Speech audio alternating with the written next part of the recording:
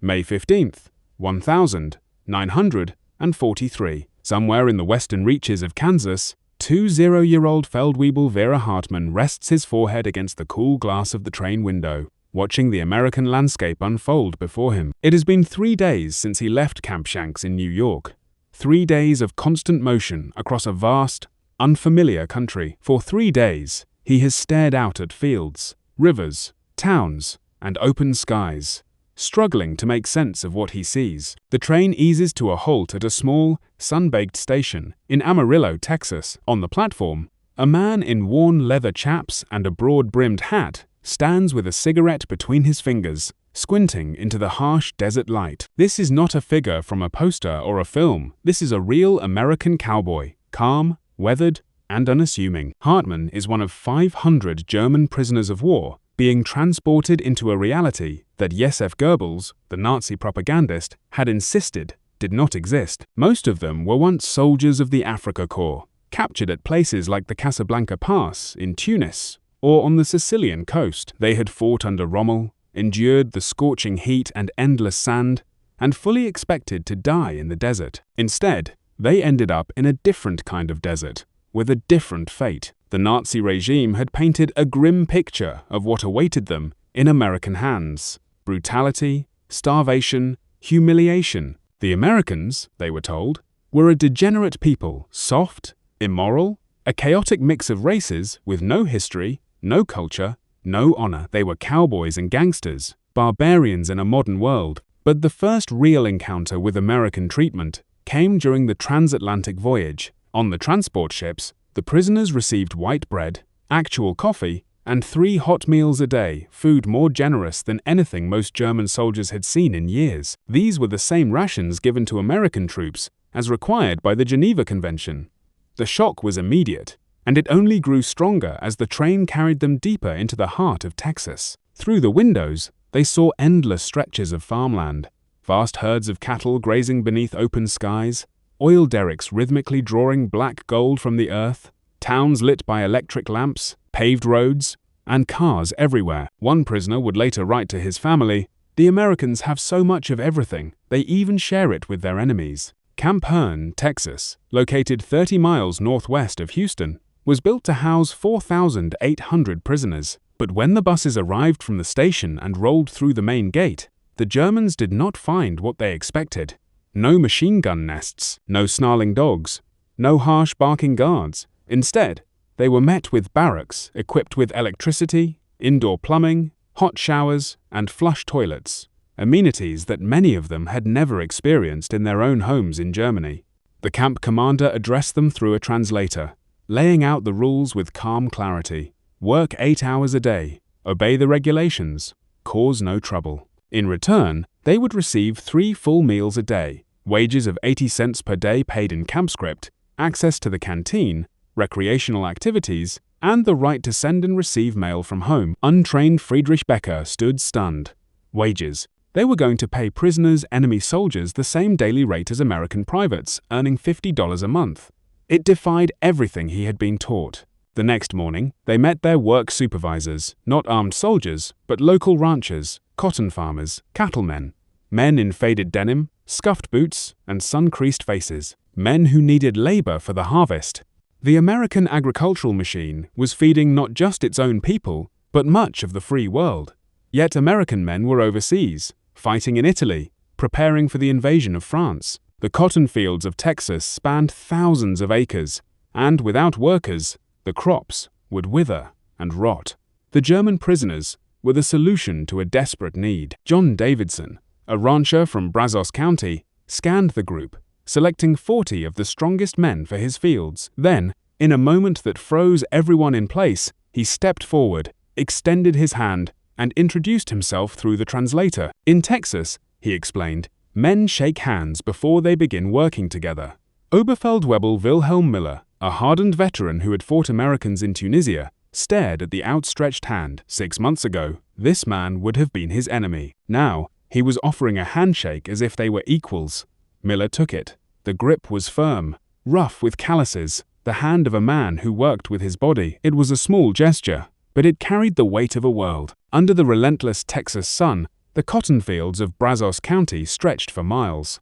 The labor was back-breaking bent spines, raw fingers, sacks of cotton weighing 100 pounds each. But something unexpected unfolded in those fields. The German prisoners found themselves working alongside Mexican migrant laborers, black sharecroppers, and poor white tenant farmers. The rigid racial hierarchy the Nazis had drilled into them began to crack under the desert heat. Everyone sweated the same, everyone's back ached the same, everyone drank from the same communal water bucket. At noon, Rosa Martinez, the ranch cook, rang the dinner bell. The prisoners braced for bread and water, the bare minimum. Instead, they were served beef stew, cornbread, sweet tea, and apple pie. Rosa did not speak German, and the prisoners did not speak Spanish, but she filled their plates generously and smiled as she did so. Food, she knew, needed no translation. For Vera Hartmann, that meal would become a lifelong memory, not because of the taste, but because of the dignity. A Mexican woman had treated German prisoners with the same care she showed to everyone else. The Third Reich had claimed such a thing was impossible.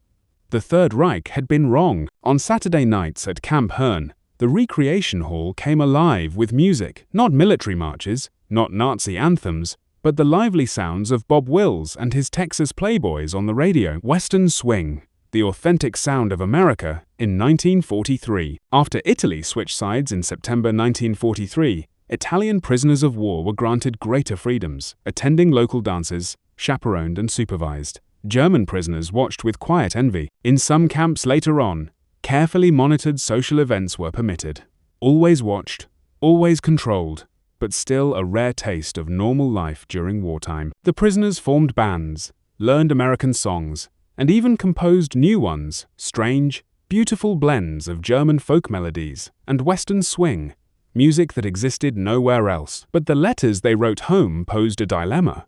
What could they possibly say? How could they explain this to families enduring Allied bombings, to mothers queuing for rationed food, to wives who hadn't tasted meat in years? Friedrich Becker wrote to his wife in Hamburg, "The Americans are not what we were told. They have given us warm clothes and good boots.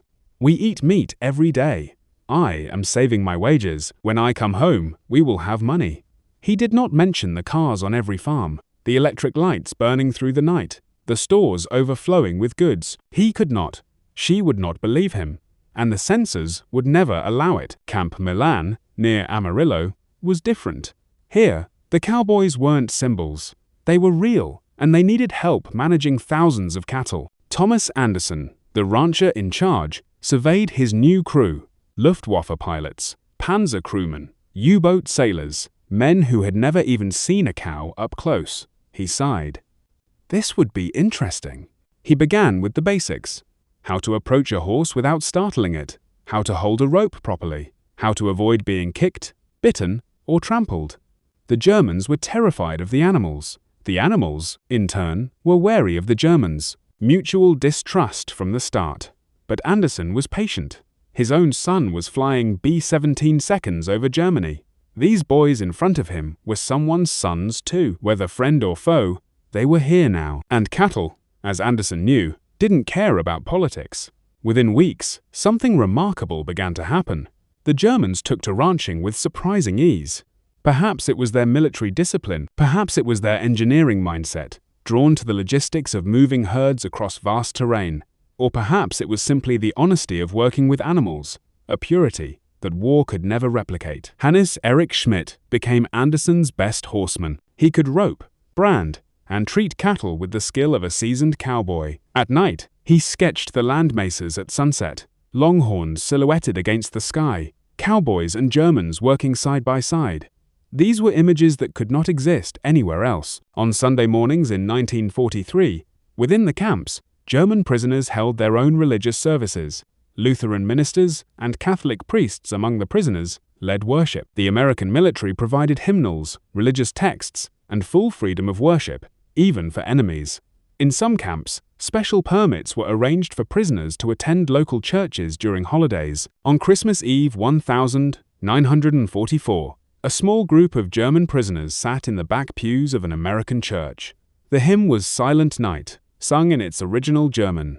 They knew every word. By the third verse, some were weeping not from sorrow, but from the overwhelming shock of being treated as human beings in a country that had every reason to hate them. December 23, 1944.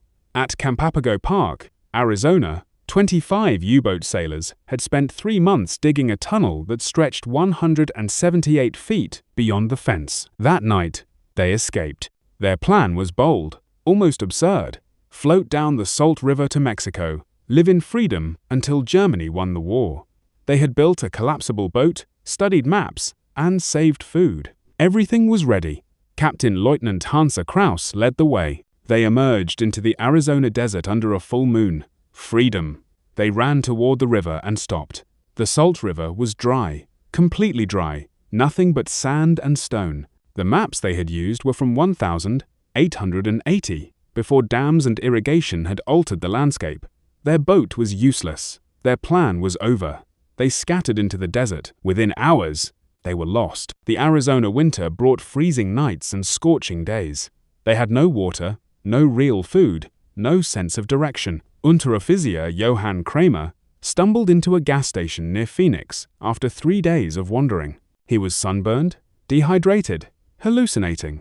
The attendant, an old man named Pete, gave him water, made him a sandwich, and then called the authorities. As they waited, Pete shared his coffee and told Kramer about his son in the Pacific. 2 fathers, 2 sons, 1 lost in the desert, 1 lost in war. Captain Jürgen Butnerberg made it the farthest, all the way to downtown Phoenix. He was sitting on Van Buren Street on January 28th when a street cleaner noticed his accent.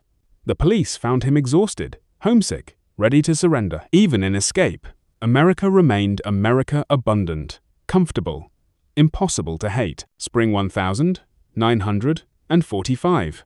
The war in Europe was nearing its end. Inside the camps, the mood shifted. Letters from home stopped arriving. Cities lay in ruins. Families were scattered or gone. What was left to return to? Thomas Anderson offered his German cowboys a chance to stay, to work on his ranch.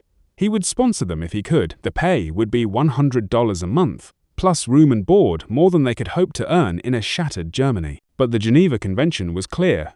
Prisoners must be returned to their home countries. No exceptions. They had to go. But go where? To Soviet occupation, to rubble, to starvation.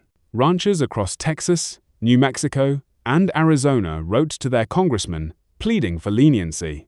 These men were no longer just prisoners. They were neighbors, friends, the most reliable workers they had ever known. But the law was the law. May 8, 1945. VE Day. Germany surrendered. At Camp Herne, the prisoners listened to the radio in silence. Their country was gone. The 1,000-year Reich had lasted 12 years. Everything they had fought for was ash, but something new had taken root: understanding, friendship, a future no one had foreseen. That night, John Davidson brought a bottle of pre-war bourbon to the camp. He shared it with Wilhelm Miller and the Germans who had worked his fields. They drank to the end of the war, to the dead on all sides, to whatever lay ahead. Miller told him, through an interpreter who was no longer strictly necessary, that he wanted to return one day, if he could. America, he said, had shown him something Germany never had: that strength does not require cruelty, that power does not demand hatred, that enemies can become friends over cotton fields and cattle drives. Repatriation began in 1946. Trains reversed their journey, heading east to the ports. Ships carried them back to Europe, back to a nation in ruins. But the Germans carried something with them, not military secrets, but knowledge. They had seen how Americans farmed, how they organized, how they worked. They had witnessed abundance, not as magic, but as the result of methods, machinery, and management, things that could be learned, copied, adapted. More importantly, they had met real Americans. Thomas Anderson teaching them to ride, Rosa Martinez serving them extra stew, John Davidson shaking their hands, Pete offering water to an escaped prisoner. When they told these stories in Germany, few believed them. Americans treating prisoners better than Germany treated its own soldiers? Impossible. Paying them wages, teaching them skills, sharing their churches? It sounded like fantasy, but the evidence was undeniable.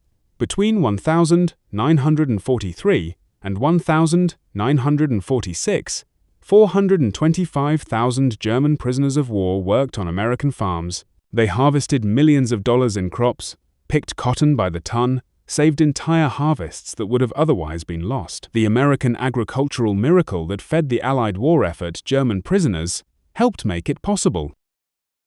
By 1950, immigration laws changed. Former prisoners were allowed to return.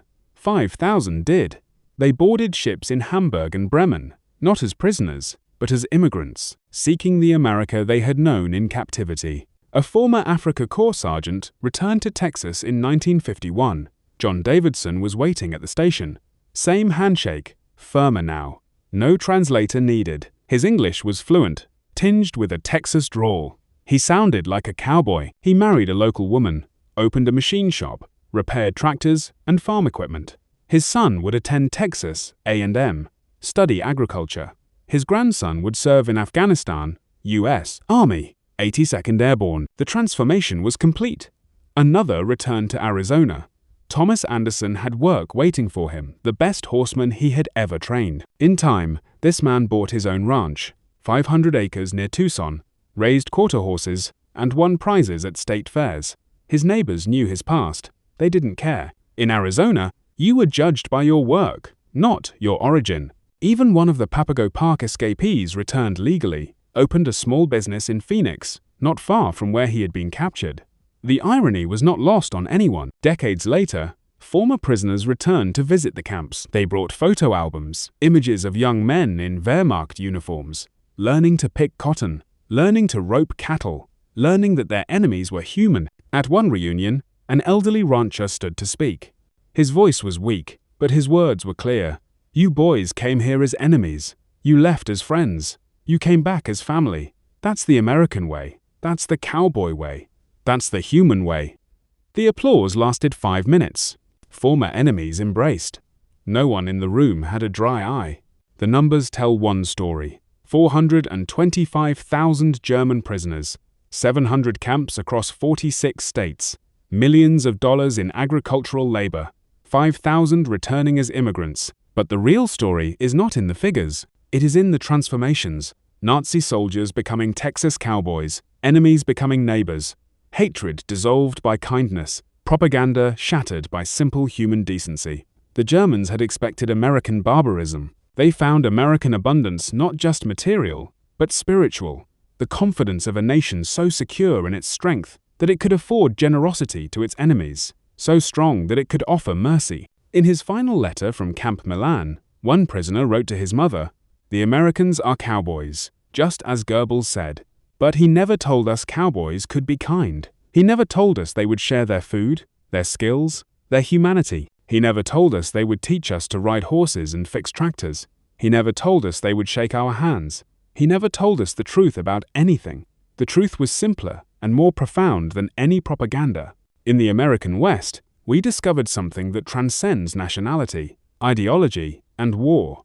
We learned that enemies are just strangers you haven't worked beside yet. That hatred cannot survive a harvest. That humanity is stronger than any uniform. We came as warriors of the Third Reich. We left as cowboys. And in the dust of Texas cotton fields, in the shadows of New Mexico mesas, in the desert sun of Arizona, we learned the most dangerous lesson for any totalitarian regime. We learned that our enemies were human, and that we were, too.